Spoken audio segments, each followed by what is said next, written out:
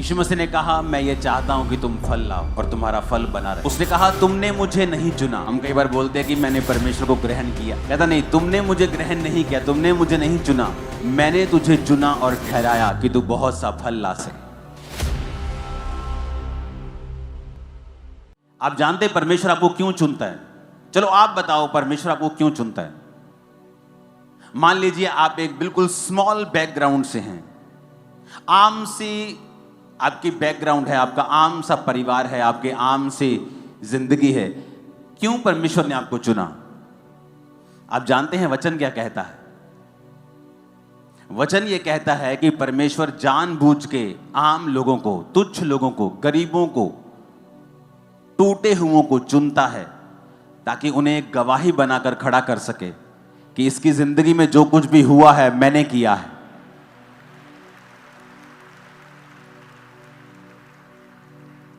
आज मैं ये नहीं कह सकता कि मैं कंप्यूटर इंजीनियर हूं तो मैं बड़ा अच्छा बोलता था, परमेश्वर ने मुझे चुन लिया। इसमें तो फिर मेरी बड़ाई होगी ना कि मैं बड़ा चालाक था तो प्रभु ने चुन लिया। जब मैं परमेश्वर में आया हूं, मैं मेंटली अपसेट था, आम लोगों में बैठकर बात भी नहीं कर सकता था, बिना दवाई और नशों के नहीं जी सकता था। प्रीच करना तो दूर की बात, आम लोगों में कन्वर्सेशन जब होती थी कि मेरे दादाजी को हार्ट अटैक हो गया, मेरी नानी मर गई, मेरी नानी को बीमारी हो गई, तो मेरे को अटैक्स शुरू हो जाते थे, मैं उनमें बैठ नहीं पाता था। तो परमेश्वर ने कहा, मैंने जगत के निर्बलों को, जगत के तुच्छों को चुन लिया ताकि उनको जो अपने आप को कुछ समझते हैं उनको मैं शर्मिंदा करूं तुम लोगों के जरिए, तुम लोगों के द्वारा। इसका मतलब परमेश्वर जब आपको चुनता है वो इसलिए आपको चुनता है कि परमेश्वर आपकी जिंदगी में कुछ बड़ा काम करना चाहता है। उसने आपको फालतू में नहीं चुना। अभी आप जाते जाते अपने घर में जब जाएंगे तो आप पूरी, अगर सब्जी लेनी है तो पूरी रेडी उठा के नहीं ले जाएंगे आप। आपको पता है ये खराब हो जाएगी। मैं जितनी खाना चाहती हूं मैं उतना ही लेके जाऊंगा। तो परमेश्वर ने भी फालतू में आपको नहीं सिरजा है, उसने फालतू में आपको नहीं बनाया है। ऐसे लोग भी मैंने देखे हैं अपनी लाइफ में, आप उन्हें इंटरनेट पे सर्च करें आपको मिल जाएंगे, जिनके दोनों हाथ नहीं थे, दोनों पांव नहीं थे। अब शैतान उन्हें पूछ सकता है कि तेरे को परमेश्वर ने फालतू ही बनाया है तो तेरा क्या काम है? तेरा ना तेरे हाथ है ना तेरे पांव है, तो क्या तेरी नरक जैसी जिंदगी है? कुछ तू कर नहीं सकता, चल नहीं सकता, उठ नहीं सकता, खा नहीं सकता अपने आप, तू कुछ नहीं कर सकता। लेकिन परमेश्वर ने आज उसे दुनिया के टॉप प्रचारकों में से एक प्रचारक बना दिया है। आई थिंक निक नाम है उसका, आप जाके गूगल पे सर्च करना। तो यानी आपकी कंडीशन कैसी भी हो, परमेश्वर ने आपको बड़े काम करने के लिए चुना है। आप किसी भी निचली पोजीशन पे हो, कहीं भी हो, आपकी कंडीशन जितनी मर्जी बुरी हो, लेकिन एक बात पक्की है, परमेश्वर ने आपको बड़े काम करने के लिए चुना है। ये पहले दिमाग में बिठाना पड़ेगा, हां या ना। ये दिमाग में जब बैठ जाएगा कि परमेश्वर ने मुझे बड़े काम के लिए चुना है, अब करना क्या है? अब मुझे परमेश्वर के पीछे पीछे चलना है। एकदम से नहीं होगा। यूसुफ 2-4 साल में प्रधानमंत्री नहीं बन गया, दाऊद 2-4 साल में इजराइल का राजा नहीं बन गया। 30 साल की उम्र में वो 12 गोत्रों में से एक यहूदा का गोत्र का राजा बना, और 37 साल की उम्र में वो इजराइल का राजा बना। और जब वो मसा किया गया था राजा होने के लिए, शायद वो 15 से 16 टीन एज के बीच में था वो। तो कितने साल लगे उसे उस दर्शन को पूरा होते हुए देखने के लिए, पर उतने साल क्या किया उसने? उतने साल वो मसे में बढ़ा, अभिषेक में बढ़ा, परमेश्वर के संग संग चलता रहा। दुखी भी रहा होगा, परीक्षाओं में भी रहा होगा, लेकिन उसने परमेश्वर के वचन के साथ कॉम्प्रोमाइज नहीं किया। आज 2 बार वीजा रिजेक्ट हो जाए तो आदमी व्यभिचार करने चला जाता है। 3 बार किसी ने वीजा रिजेक्ट कर दिया तो दारू पीने चला जाता है। उसका परमेश्वर के साथ कोई भी संबंध नहीं है। उसे लगता है कि यही चीजें मेरे लिए आशीष हैं। वो परमेश्वर की उपस्थिति को समझता नहीं है। एक बात आपको दिमाग में रखनी होगी कि अगर परमेश्वर ने आपको चुना है तो उसने आपकी लाइफ में बड़े काम करने के लिए आपको चुना है, और वो कुछ बड़ा आपकी जिंदगी में करना चाहता है, इसमें कोई शक नहीं। अब परमेश्वर जा रहे थे और रास्ते में जब पेड़ दिखा अंजीर का, तो परमेश्वर ने कहा रुको मुझे भूख लगी, और जब पेड़ के पास गए तो फल नहीं था, और वचन कहता है फल का समय नहीं था। फल का समय नहीं था तो परमेश्वर को बोलना चाहिए ठीक है समय नहीं है। अब मैं सर्दियों में आम के पेड़ के पास जाऊंगा तो आम का पेड़ तो फल रहित होगा, तो मैं क्या कर सकता हूं। लेकिन बाइबल कहती परमेश्वर ने उस पेड़ को कहा सूख जा, अब से तेरा फल कोई ना खाए। क्यों? क्योंकि अंजीर के पेड़ की खासियत है जब वो पत्ते देता है तो फल भी देता है। तो वो धोखा दे रहा था, पत्ते तो दिखा रहा था दूर से कि दूर से पत्ते देके यीशु मसीह पास तो आए, लेकिन फल नहीं था। तो हमें ऐसे विश्वासी नहीं बनना है जिनका हालेलुया आमीन तो ऊंचा हो, लेकिन अपने कर्मों से वो हालेलुया और आमीन का इनकार कर रहे हो। कि मुंह से तो हालेलुया ऊंचा है कि यहोवा की स्तुति हो, लेकिन अपने कर्मों से वो शैतान की स्तुति कर रहे होते हैं। अगर यहोवा की स्तुति हो तो व्यभिचार तुम्हारी जिंदगी में फिर क्या कर रहा है? चोरियां तुम्हारी लाइफ में फिर क्या कर रही हैं? निंदा चुगली तुम्हारी लाइफ में फिर क्या कर रही है? अगर यहोवा की स्तुति हो, अगर हालेलुया बोलना है तो अपनी जिंदगी को हालेलुया के जैसा करना भी है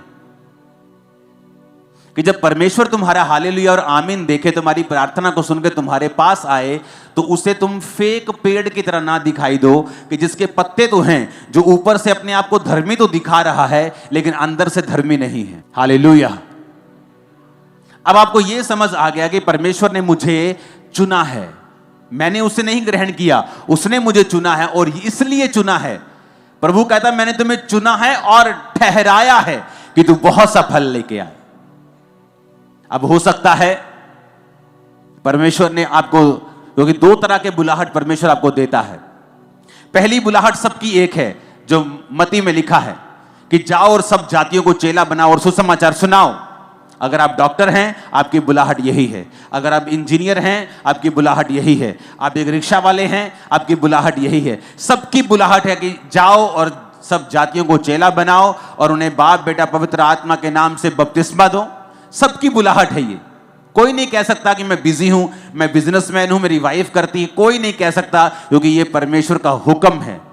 दूसरी बुलाहट है कि परमेश्वर ने आपको इस दुनिया में काम करने के लिए भी भेजा है।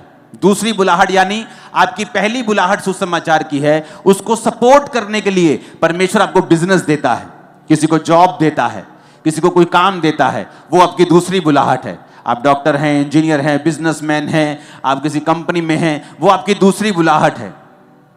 लेकिन पहली बुलाहट सबकी एक है कि उन्हें परमेश्वर का काम करना है। और तब जब हम परमेश्वर के संग चलना शुरू करते हैं, और में ये वचन समझ आता है, क्योंकि अगर वचन समझ में आ जाए ना, वचन अगर खाने पड़ जाए और अंदर स्पिरिट में हम इसको लेकर खा लें, यहोजकेल की पुस्तक में लिखा, परमेश्वर ने कहा इस पुस्तक को ले और इसे खा जा इसे, आंतरियां इस भर ले अपनी और इसे पचा ले। लिखा वो पुस्तक उसके मुंह में शहद के समान मीठी लगी। क्यों कहा परमेश्वर ने ऐसा?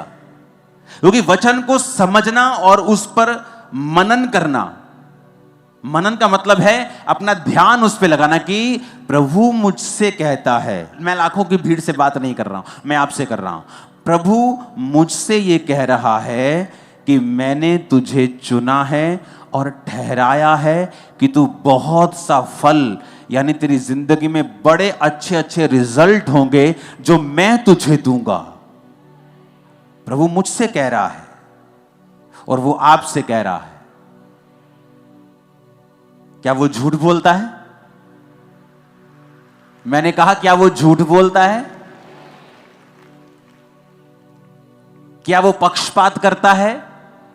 क्या वो मुझे कह रहा है और तुझे नहीं कह रहा है? ऐसा लिखा है बाइबल में। क्या उसने ये कहा है कि मैं ये बात सिर्फ अपने चेलों के लिए लिखता हूं?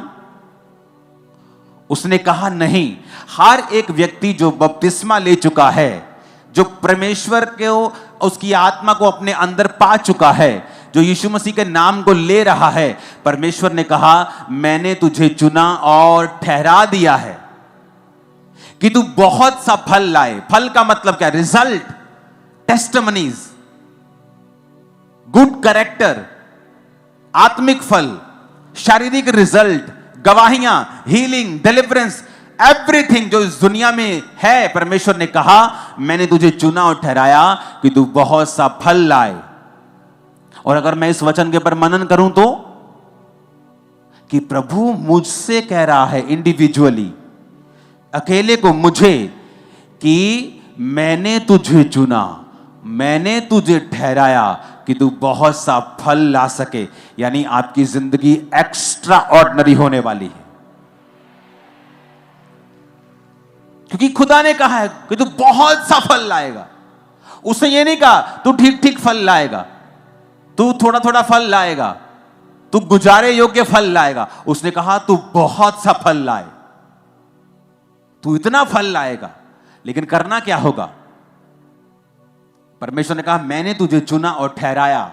अगर एक पेड़ को फल लाने के लिए आपको बनाना है तो आपको उसे टाइम पर मिट्टी उसकी गोडी करनी होती है, उसको खाद देनी होती है, उसको पानी देना होता है। अगर आपको वो फल चाहिए जो परमेश्वर चाहता है, क्योंकि जब मैं 2004 में 5 में खुदा के दासों से मिलता था तो बोलते थे प्रभु तुझे बहुत इस्तेमाल करेगा, तो मुझे लगता है ये झूठ बोल रहे हैं, ये मुझे तसल्ली दे रहे हैं, इनको पता है कि मुझे पागलपन के अटैक होते हैं, तो जस्ट दे आर काउंसलिंग मी, वो मुझे एक तसल्ली दे रहे हैं, वो मुझे जस्ट एक होता ना कि सिंपथी के कारण किसी को बोलना नहीं सब ठीक हो जाएगा और God will do it and everything will be okay, don't worry. मुझे लगता है ऐसी बातें मेरे साथ ये करते हैं लोग ताकि मैं प्रभु में बना रहूं, लेकिन मुझे नहीं मालूम था कि जो ये कह रहे हैं वो सच है। तो मैंने वो पूरा कैसे हुआ? परमेश्वर में मैं खड़ा रहा। आंधी तूफान आते हैं, पेड़ बना रहता है, अगर उसकी जड़ें मजबूत हैं वो गिरता नहीं। उसके बाद पानी, यानी परमेश्वर के वचन से अपने आप को हर वक्त फुल रखना।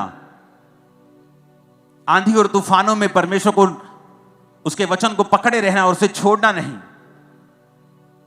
फास्टिंग के साथ, प्रार्थना के साथ एक खाद की तरह काम करना, जिस तरह प्रार्थना और फास्टिंग एक खाद की तरह काम करती है, वचन पानी की तरह काम करता है, और धीरे धीरे फिर आप फल लाने लगते हैं। जिस काम के लिए परमेश्वर ने आपको अपने लहू से खरीदा होता है, परमेश्वर उसको जाहिर करना शुरू करता है, फल आने शुरू होते हैं। पहले साल थोड़े, दूसरे साल थोड़े ज्यादा, तीसरे साल और ज्यादा, छठे, सातवें, 10वें साल में आप फलों से भरे हुए होते हैं। ओ आमीन ऊंचा। तो ये फल आपके लाइफ में एंटर कर रहे हैं, फाइनेंस में एंटर कर रहे हैं, परिवारों में एंटर कर रहे हैं, स्पिरिट्स में एंटर कर रहे हैं, सेवकाइयों में एंटर कर रहे हैं, बच्चों की लाइफ में एंटर कर रहे हैं। आमीन ऊंचा। तो ये बरकत तुम्हारी है चर्च। हालेलुया। उसने कहा मैंने तुझे चुना। कोई इंसान नहीं कह रहा है, कोई पॉलिटिशियन नहीं कह रहा मुकर जाएगा, जब पार्टी बड़ी देखेगा इधर उधर तो हो जाएगा। कोई इंसान नहीं कह रहा, खुदा कह रहा है। जिसे किसी कोर्ट में लेके नहीं जाया जा सकता, जिसके ऊपर कोई केस नहीं चलाया जा सकता, जो कभी झूठ नहीं बोलता है। आपको लगता है जिस तरह मैं झूठ नहीं बोलती उसी तरह प्रभु झूठ नहीं बोलता? नहीं, वो ये बात नहीं कर रहा, वो ये बात नहीं कर रहा कि ये कितने का लिया, मैंने ये 200 रुपए का लिया, झूठ बोल दो, मैंने 500 का लिया। आपको लगता है ये झूठ है? हाँ ये झूठ है, लेकिन परमेश्वर उस झूठ के बारे में बात नहीं कर रहा, वो ऊपर का एक सच बता रहा है। पता है क्या? आप मुझसे पूछे, मैं बोलूंगा ये क्या है, आप पूछेंगे ये क्या है, मैं बोलूंगा ये रुमाल है। लेकिन अगर परमेश्वर कहेगा ये रुमाल नहीं है, ये पूरा एक प्लेनेट है, तो ये झूठ नहीं, जो प्रभु के मुंह से निकला वो सच हो जाएगा और ये यहां से चला जाएगा और पूरा ग्रह बन जाएगा। आप मेरी इसलिए कहते हैं वो झूठ बोल नहीं सकता। क्यों? कि अगर वो बोलेगा तो वैसे ही हो जाएगा। इसलिए बाइबल कहती है वो झूठ नहीं बोल सकता। क्यों? वो कुछ भी बोलेगा तो हो जाएगा। इसलिए बोलते क्रिश्चियन लोगों को मजाक में भी कई चीजें नहीं बोलनी चाहिए, क्योंकि आपके जो जुबान है, आपके जो वचन हैं, वो आपकी जो बनावट है परमेश्वर ने अपने स्वरूप में की है। आप अपने बच्चों को श्रापित नहीं कर सकते, ये बड़ा शरारती है, ये बड़ा जिद्दी है, ये बड़ा ढीठ है, ये मेरी सुनता नहीं, नालायक है, आप नहीं कह सकते। अगर हमने किसी को ऐसा बोला होता पहले जाके हम कैंसिल करते, प्रभु जो हमने कहा वो कैंसिल है, वो कैंसिल है, वो कैंसिल है, खुदावन आगे से नहीं बोलेंगे, क्योंकि ये बीज की तरह काम करता है। तो पहले मनन करो, अपने अंदर एक वचन को बिठाओ कि प्रभु ने मुझे चुना है, मुझे ठहराया है, कि मैं बहुत सा फल लेके आऊं। आज के बाद आप जब चलेंगे, सिर्फ पाप आपकी लाइफ में नहीं होना चाहिए। वचन पढ़ना यानी पानी देना, खाद यानी प्रार्थना और उपवास का जीवन अगर आपका होगा, तो आपको ये दिमाग में विजन रखना है कि आप बहुत सा फल लाने वाले हो। Too many fruits, too much, आप बहुत फल लेके आने वाले हो। आमीन। मेरे को ऊंचे वाला चाहिए चर्च। Hallelujah, hallelujah. अब मेरे को यह मालूम हो गया कि परमेश्वर ने मुझसे कहा है कि मैं फल लाऊंगा, मेरा फल बना रहेगा। यह परमेश्वर की मर्जी है, लेकिन उसके लिए मुझे अब दूसरा स्टेप लेना होगा। वो क्या है? परमेश्वर की दी हुई बुलाहट में बने रहना। क्योंकि परमेश्वर जो कुछ कहता है, अगर आप उससे हटकर काम करते हैं तो फिर आप परमेश्वर के फलों में नहीं रह सकते हैं। बाइबल कहती है, योना नबी की पुस्तक 1 अध्याय उसकी 1 आयत में, यहोवा का यह वचन अमित्ते के पुत्र योना के पास पहुंचा, उठकर उस बड़े नगर निनवे को जा और उसके विरुद्ध प्रचार कर, क्योंकि उसकी बुराई मेरी दृष्टि में बढ़ गई है।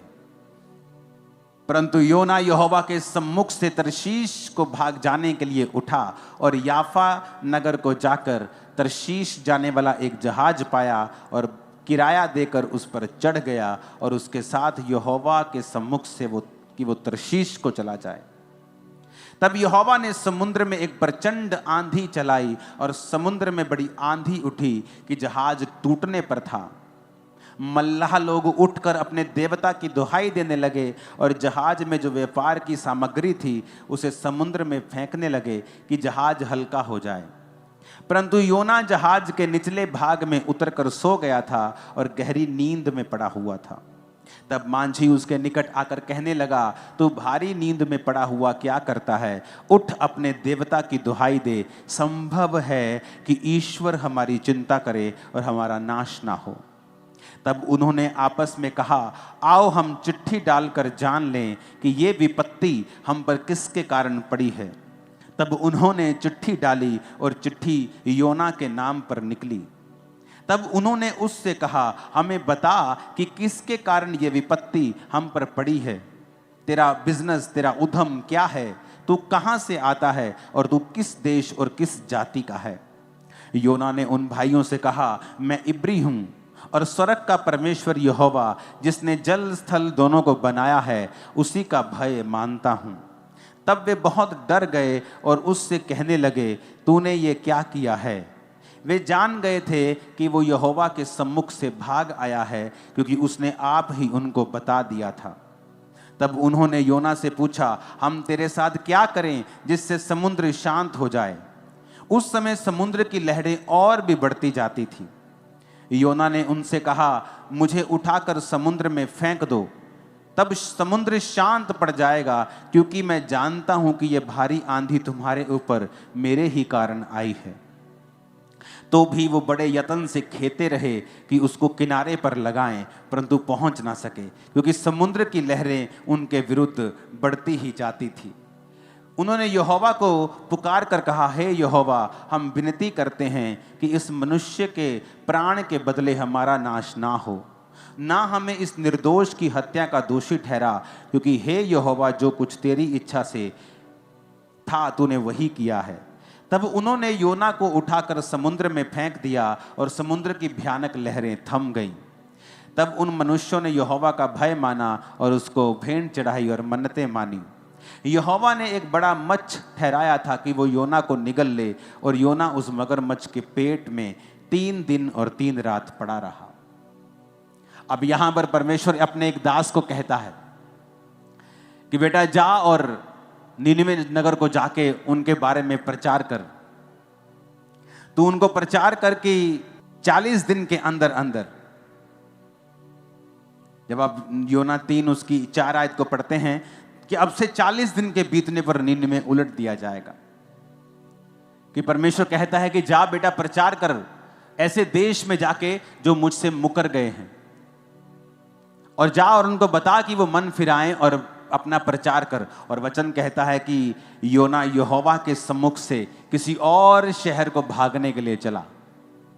किराया देकर एक सुंदर से क्रूज शिप में चला गया कि चलो नज़ारे लेंगे, समुद्र के नज़ारे लेंगे। कौन सेवा करता फिरेगा, ये लोगों के पास जाएंगे, ये लोग सताएंगे मुझे। परमेश्वर तू दयालु है, तू अनुग्रहकारी है, तू इनको बचा ही लेगा, तू उनको कौन सा नाश करेगा। तू कितने सालों से कह रहा है कि मैं नाश कर दूंगा, करता तो तू है नहीं। परमेश्वर अपने आप बचा लेगा। और ये सोचकर शैतान की बातें उसके मन में आई और वो परमेश्वर के सामने से भाग गया। और जब भागा, जब तो समुद्र में आंधी और तूफान आया। और अगली स्टोरी आपने पढ़ी है। सब लोग पूछने लगे ऐसा क्यों हुआ, तो कहता मैं परमेश्वर के सामने से भाग आया हूं। कुछ मुसीबतें आपकी लाइफ में ऐसी हैं, वो प्रार्थना से कभी नहीं जाती। अगर परमेश्वर ने आपको किसी काम के लिए ठहराया है, सेवा के लिए ठहराया है कि बेटा तुझे ये सुसमाचार की सेवा करनी है, आप भाग जाएं और कहें ये बहुत मुश्किल है, इसमें तो सताव का सामना करना पड़ेगा, इसमें तो अपनी पर्सनल लाइफ को साइड पर रखना पड़ेगा, तो ये कैसे पॉसिबल है। परमेश्वर क्या मैं बिजनेस करके अपने पैसों से तुझे सपोर्ट कर सकता हूं? मैं 50% तुझे पार्टनर बनाता हूं। परमेश्वर कहता नहीं, जो मैं चाहता हूं तू वही करेगा। इमेजिन करो, जब उसने दिमाग में सोच लिया कि मैं नहीं जाऊंगा, मैं प्रचार नहीं करूंगा, उसे कुछ नहीं हुआ, बल्कि उसे और रिलैक्स फील हुआ होगा। हाँ रिलैक्स, मजा आ गया, थोड़ा बोझ कम हुआ। अपना बैग वैग पैक किया होगा, बड़े मजे से अच्छे अच्छे कपड़े डाले होंगे। क्रूज शिप पर भाड़ा किराया पड़ा है, क्रूज शिप पर गया, भाड़ा वगैरह दिया, बड़ा शिप था, वहां सामग्री भी थी, लोग भी थे, आराम से जाके सोया हुआ है कि जान छूटी। क्योंकि जब लोग गलत स्टेप्स लेते हैं और वो सेवा त्याग देते हैं या प्रभु का दिया हुआ बुलाहट त्याग देते हैं, उनको एकदम से कभी भी तूफान का सामना नहीं करना पड़ा। ये हिस्ट्री बताती है। जब भी कोई व्यक्ति गलत काम करता है, उसे एकदम से कभी भी मुसीबत का सामना कई बार नहीं करना पड़ता है। हां, धर्मी को अगर थोड़ी सी भी वो गलती करे, हो सकता है परमेश्वर अगले दिन ही उसके कान खींच ले और उसको मारे और उसको झिड़के और उसको सुधारने के लिए कुछ भी वो कर सकता है, क्योंकि परमेश्वर देखता है कि ये सुधर सकता है। इसको सुधारो, डंडा मारो इसको, थोड़ा सा इसको हिलाओ, झिंझोड़ो, थोड़ा सा इसको हिलाओ, इसको थोड़ी सी ठीक हो जाएगा ये। लेकिन जो व्यक्ति कई बार कठिन होता है, मुश्किल होता है, जो कठोर होता है, जो मन में ठान चुका होता है प्रभु को बताइए नहीं मानेगा, तो कई बार जब वो जाता है, परमेश्वर कुछ नहीं करता उसकी लाइफ में। उसे लगता है सब ठीक हो गया, मेरा तो वीजा लग गया। लेकिन जब मुसीबत आती है उसकी लाइफ में, उसकी फैमिली की लाइफ में, तब मैं आपको बता देता हूं, ले हैंड से वो मुसीबत खत्म नहीं होगी। आप 40 नहीं, आप 4000 रोजे रख के अपने आप को खत्म कर लीजिए, यह मुसीबत तब भी खत्म नहीं होगी। क्योंकि परमेश्वर यह चाहता था कि तेरे द्वारा एक काम करना, तेरे द्वारा कुछ ऐसा काम करना, ऐसी सेवा करना, एक मूल्य प्रभु चाहता था तुम्हारी लाइफ से कि तू उसकी सेवकाई में दे। उसके बदले में वो तुझे ब्लेस रखता, तेरे परिवार को ब्लेस रखता, सब कुछ अच्छा होता, समय पर तुझे सब कुछ मिल जाता।